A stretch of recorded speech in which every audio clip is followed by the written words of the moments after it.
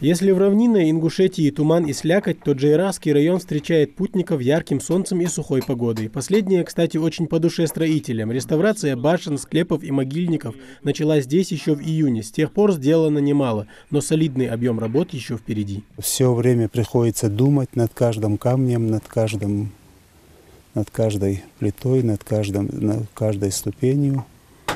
И очень много работы, времени ушло на подготовку, на вычистку тех камней. То есть склеп был почти полностью разрушен, взорван, выжжен изнутри. Рамзан Цуров все свое свободное время предпочитает проводить среди этих каменных исполинов. Теперь, когда предоставилась возможность самому поучаствовать в реставрации башен, отложив писательское перо в сторону, автор гимна нашей республики взялся за строительный инструмент. И вот мы сейчас заново восстанавливаем вот эту крышу вот этого большого склепа. Как вы видите, склеп огромный. Крыши этих склепов, они делались вот из такой сланцевой плиты. Это очень такой сложно добываемый материал, но тем не менее другого выхода у наших предков не было. То есть заменить вот этот сланец здесь было нечем.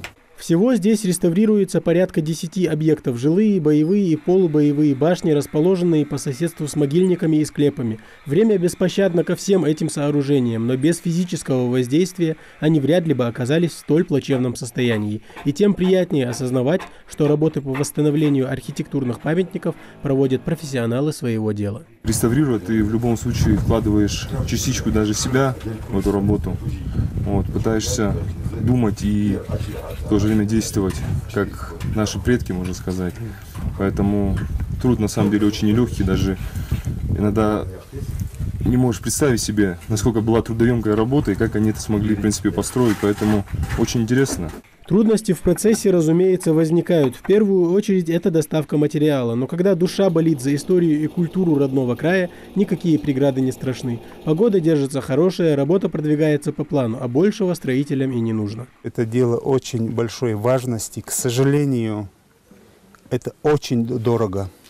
Это делать, это очень дорого. Это не сравнить с обычным строительством вообще никак. Трудоемкое и дорогое занятие. То есть в некоторых случаях там приходится работать там чуть ли не как ювелир.